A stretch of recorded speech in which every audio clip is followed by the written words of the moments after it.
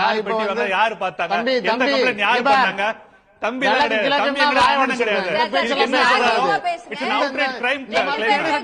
குற்றச்சாட்டுக்கான ஒரு குற்றத்துக்கான கிளைம் இது பப்ளிக் டிவில கோடிக்கணக்கான மக்கள் டிவில எப்படி அவர் பேசுவாரு எப்படி நீங்க இதெல்லாம் அனுமதிப்பீங்க பொட்டி வாங்க யார் பொட்டி வாங்குறாங்க இவங்கதான் வந்து பல லட்சம் கோடி ரூபாய் சம்பாதிச்சு என் மேலான தமிழ் பெருங்குடி மக்களே உங்கள் அனைவருக்கும் மேலரசம்பட்டு சமூகத்தின் பணிவான வணக்கங்கள்.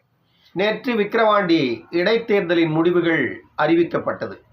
அந்த நேரத்தில் எல்லா செய்தி சேனல்கள்லேயும் வந்துட்டு சில விவாதங்கள் நடந்து கொண்டே இருந்தது. விக்கிரவாண்டி இடைத்தேர்தல் சம்பந்தமான சில விவாதங்கள் எல்லா செய்தி சேனல்களும் தொடர்ந்து நடத்தி கொண்டிருந்தது.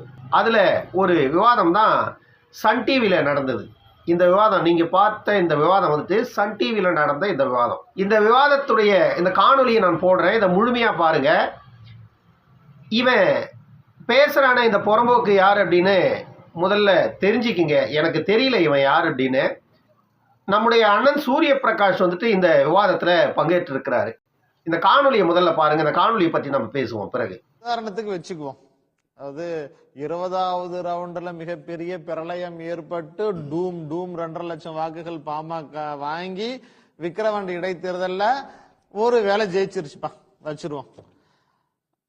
இப்ப அந்த ஒவ்வொரு எலெக்ஷனுக்கா வந்து கூட்டம் கூப்பிடுறோம்னா வந்து மக்களுக்கு கொடுக்கறாங்க காசு, கூட்டத்துக்கு கூட்டு வராங்கள காசு அப்படிங்கிறாங்கல்ல.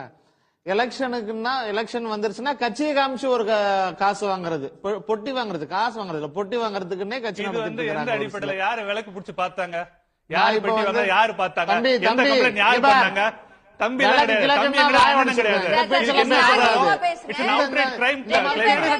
குற்றச்சாட்டுக்கான ஒரு குற்றத்துக்கான கிளைம் இது பப்ளிக் டிவில கோடிக்கணக்கான மக்கள் டிவில எப்படி அவர் பேசுவாரு எப்படி நீங்க இதெல்லாம் அனுமதிப்பீங்க பொட்டி வாங்க யார் பொட்டி வாங்குறாங்க இவங்கதான் வந்து பல லட்சம் கோடி ரூபாய் சம்பாதிச்சது இந்த குடும்பம் பாமக கிடையாது.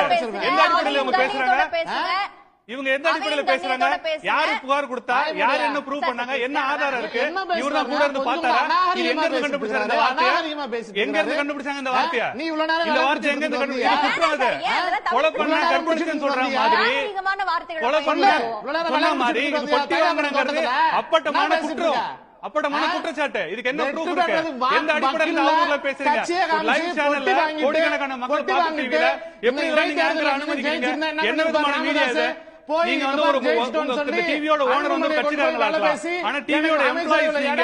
இந்த டிவி வந்து மக்களுக்கு பதில் சொல்ல வேண்டிய நடுநிலையான ஊடகமா தான் நடக்கணும். இந்த மாதிரி வார்த்தைகளை அனுமதிக்க முடியாது. This is completely illegal, unfair. இது எந்த காலத்தையும் ஏத்துக்க முடியாது.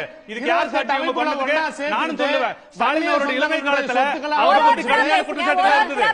ஸ்டாலின் அவர்களோட இளமை காலத்துல பல பெண்களோட தொடர்புல குற்றச்சாட்டு இருந்தது. அதெல்லாம் நான் பேசணுமா? ஆதாரம் இல்லாம நானும் பேசணுமா? ஆதாரம் இல்லாமல் நானும் பேசணுமா? நான் கேட்கிற கேள்விக்கு பதில் சொல்லுங்க. ஆதாரம் இல்லாமல் அவர் வந்து பணம் வாங்கணும்னு சொன்னாங்கல்ல, நான் கேட்ட கேள்விக்கு பதில் சொல்லுங்க. அவருக்கு திமுக நண்பருக்கு என்னோட கேள்வி ஒண்ணுதான். நீங்க சொன்னீங்கல்ல ஆதாரங்கள் இல்லாம நான் சொல்லுவோம், நானும் ஆதாரம் இல்லாம சொல்றேன். நடவடிக்கை ஸ்டாலின் அவர்களோட நடவடிக்கை பத்தி அவரோட சரிதோ அங்கெல்லாம் கலவரம் பண்ணி அதனால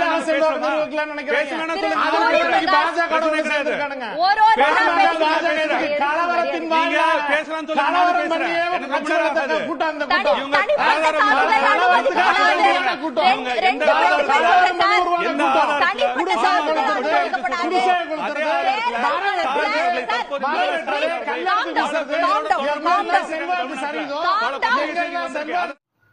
பார்த்தீங்களா இந்த காணொலி முழுமையும்? இந்த காணொலியில இவன் என்ன சொல்ல வரான் அப்படின்னா, தேர்தலுக்கு தேர்தல் பொட்டி வாங்குறதுக்குனே ஒரு கட்சி நடத்துறாங்க அப்படின்னு இவன் சொல்றான். அதற்கு அண்ணன் சூரிய பிரகாஷ் வந்துட்டு யாரு விளக்கு பிடிச்சு பார்த்தது, இது ஆதாரமற்ற குற்றச்சாட்டு, இப்படி சொல்றது வந்துட்டு ஒரு கொலை கற்பழிப்பு குற்றங்கள் எப்படி ஆதாரமற்று சொல்லப்படுகிறதோ அதே போன்றுதான் இதுவும் ஒரு மிகப்பெரிய குற்றம். இது ஆதாரம் இல்லாத ஒரு குற்றச்சாட்டை இப்படி கோடிக்கணக்கான மக்கள் பார்க்கின்ற ஒரு தொலைக்காட்சியில பேசுவது என்பது மிகவும் நாகரிகமற்ற செயல் அப்படின்னு சூரிய பிரகாஷ் அவர்கள் பேசுறார். அவன் என்ன சொல்றான், தம்பி தம்பி தம்பி தம்பி வாயை உடைச்சிருவேன், பல்ல உடைச்சிருவேன் அப்படின்றான். ஏண்டா நீ வாயையும் பல்லையும் உடைக்கிற வரைக்கும் சூரிய பிரகாஷோட கை வந்துட்டு பூ பறிச்சிட்டு இருக்குமா?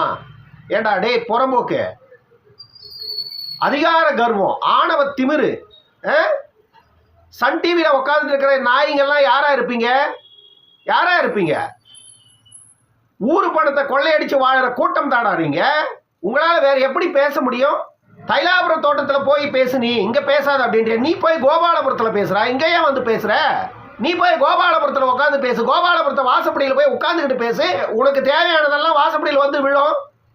அதனால தானே இவ்வளவு பேச முடியுது உங்களால. தைலாபுர தோட்டம் மட்டும் இல்லாத இருந்திருந்தா கருணாநிதி குடும்பத்தை கேள்வி கேட்கறதுக்கு தமிழ்நாட்டில் ஒரு நாதி உண்டா? தமிழ்நாட்டையே சூறையாடிய நயவஞ்சக கூட்டம் தானா உங்க கூட்டம். விக்கிரவாண்டி தேர்தலுடைய வெற்றி என்ன மக்களின் வெற்றியா, ஜனநாயக வெற்றியா? அது 10,000 ரூபாய் ஒரு வாக்குக்கு கொடுத்ததாக இன்றைக்கு பேசுறீங்க. குறைந்தது 300 கோடிக்கு மேல செலவு பண்ணியிருக்கீங்க. பாட்டாளி மக்கள் கட்சி மக்களை அணுகியது. 56,000 வாக்கு பெற்றிருக்கிறது பாட்டாளி மக்கள் கட்சி. ஒரு வாக்கு 2 வாக்கு அல்ல, 1000 500 அல்ல, 5000 10,000 அல்ல, 56,000 வாக்கு பெற்றிருக்கிறது. அந்த பாட்டாளி மக்கள் கட்சி வீழ்த்துவதற்காகத்தான் இரவு பகல் பாராம 100 எம்எல்ஏ 25 அமைச்சர்கள் உட்பட எல்லோரும் போயிட்டு இரவு பகல் தூங்காம சந்து பொந்து இண்டு இடுக்கெல்லாம் வச்சு கம்மல் மூக்குத்தி புடவை கோவணம் ஜட்டி பாவாடன்னு எல்லாத்தையும் கொடுத்து வாங்கினீங்களா ஓட்டு நீங்க? அதைத்தான் டாக்டர் அன்புமணி அவர்கள் சொன்னாரு. அந்த மக்களை நான் குற்றம் சொல்ல முடியாது. விடுதலை பெற்ற 75 ஆண்டுகள் ஆகியும் கூட அந்த மக்கள் இன்னும் வறுமையிலிருந்து மீளவே இல்லை.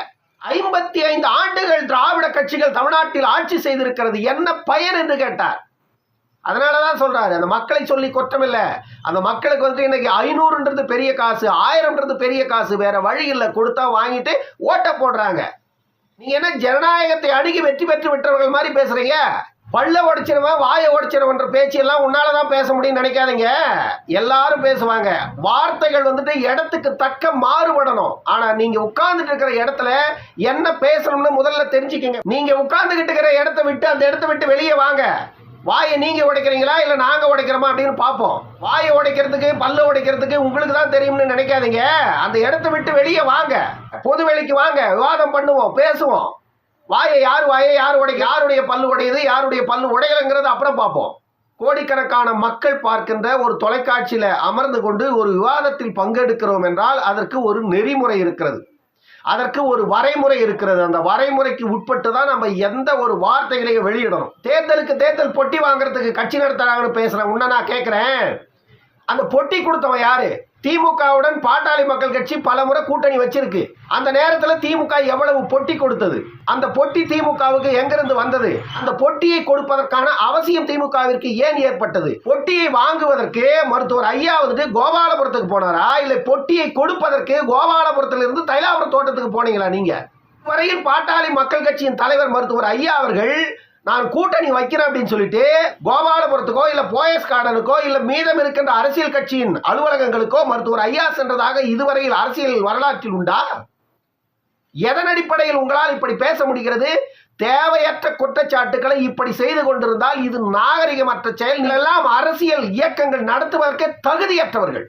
அரசியல் இயக்கத்தோடு மோத வேண்டும் என்றால் அவர்களுடைய கருத்தியலோடு மோதுங்கள், அவர்களுடைய கொள்கைகளோடு மோதுங்கள், அவருடைய கோட்பாடுகளோடு மோதுங்கள். அதையெல்லாம் செய்வதற்கு திமுகவிற்கு கொள்கைகளோ கோட்பாடுகளோ லட்சியங்களோ இல்லாத ஒரு இயக்கம் திமுக. அந்த திமுக பாட்டாளி மக்கள் கட்சி விரலிட்டு பேசுவதற்கு தகுதியற்ற ஒரு இயக்கம். தமிழ்நாட்டில் இன்றைக்கு நேற்று அல்ல, 35 ஆண்டு காலமாகவும் பாட்டாளி மக்கள் கட்சி என்ற ஒரு கட்சி, டாக்டர் ராமதாஸ் என்ற ஒரு தலைவன் தமிழ்நாட்டில் இல்லாதிருந்தா இந்த திமுக செய்த அநியாயங்களை கேள்வி கேட்பதற்கு இங்கு நாதியற்று போயிருக்கும். கேள்வி கேட்பதற்கு நாதியற்று போயிருக்கும். தமிழ்நாட்டில் எல்லோரையும் தாங்கள் செய்கின்ற அநியாயத்தோடு அவர்களை சேர்த்துக்கொண்டு மக்களை கூட குற்றவாளிகளாக மாற்றிய ஒரு இயக்கம் திமுக. தான் செய்த குற்றத்தோடு மக்களையும் இணைத்துக் கொண்டு மக்களையும் குற்றவாளியாக்கிய இயக்கம் திமுக. சாமானிய மக்கள் குற்றவாளிகள் அல்ல. இன்று விக்கிரவாண்டி தொகுதியில் உங்களிடம் பணம் பெற்றுக் கொண்டு வாக்களித்த மக்களும் குற்றவாளிகள் தான். அப்படி மக்களை குற்றவாளியாக்கிய இயக்கம் திமுக. ஜனநாயகத்தை பற்றி பேசுவதற்கு திமுகவிற்கோ சமூக நீதியை பற்றி பேசுவதற்கு திமுகவிற்கோ ஒருபோதும் அருகதை கிடையாது. ஏனென்றால் அப்படிப்பட்ட ஒரு இயக்கம் திமுக கிடையாது. ஜனநாயகத்தை கொண்டவர்களும் நீங்கள் தான், சமூக நீதியை கொண்டவர்களும் நீங்கள் தான். இன்று சமூக நீதியும் இறந்து கிடக்கிறது தமிழ்நாட்டில், ஜனநாயகமும் இறந்து போனது தமிழ்நாட்டில். இப்படிப்பட்ட ஒரு கேவலமான கேடுகட்ட இயக்கம் திமுக. இந்த திமுகவை சார்ந்தவர்கள் யாருக்கும் கொள்கைகளையும் கோட்பாடுகளையும் நிலைநிறுத்தி அரசியல் செய்கின்ற பாமகவை பற்றி பேசுவதற்கு நீங்கள் தகுதியற்றவர்கள். பாமகவின் கொள்கைகள் மீது குற்றம் வைக்க உங்களுக்கு அருகதை உண்டா? பாமகவின் லட்சியங்களோடு மோத உங்களுக்கு தகுதி உண்டா? பாமகவினுடைய இலக்குகளோடு மோத உங்களுக்கு தகுதி உண்டா? உங்களுடைய இலக்கு என்ன? Commission, collection, corruption. இதை தவிர்த்து நீங்கள் என்ன அரசியல் செய்து கொண்டிருக்கிறீர்கள்? அமைச்சர்கள் தொடங்கி அடிமட்ட தொண்டன் வரை கமிஷன் வாரிகளாக வளர்த்திருக்கிறீர்கள் தமிழ்நாட்டில். திமுக காரன் ஒவ்வொரு கிராமத்துல கூட போய் பாரு, அவங்ககிட்ட இருக்கிற அதிகாரத்தை வைத்து அவன் அபகரிக்கின்ற வேலையை தான் செஞ்சுட்டு இருக்கான் இன்னைக்கு வரைக்கும். ஆம்சாங் கொலை நடந்தது. ஆம்சாங் கொலையில குற்றவாளி யாரு? ஒரு விவாதம்ங்கிற பேர்ல உட்கார்ந்துகிட்டாலே திமுக காரனுக்கு அத்தனை பேருக்கும் கர்வம், ஆணவம், ஆணவத்தின் உச்சத்துல தான் அவங்க எப்பவுமே அந்த விவாதங்கள்ல உட்கார்றது. என்றால் அவருடைய வார்த்தைகள் அதை வெளிப்படுத்தி விடுகிறது. RS பாரதி மைக்க பிடிச்சா வாயில வர்றது மொத்தம் வன்மம் எல்லா இடத்துலயும் பாக்குறோம். ஏன்னா அவர் ஒரு மூத்த அரசியல் புடுங்கி, அவரே அந்த மாதிரி பேசும்போது இவெல்லாம் பிளக்கா பையன், இவன் எப்படி பேசுவான், இவன் புறம்போக்கு அப்படியேதான் பேசுவான் இவன்.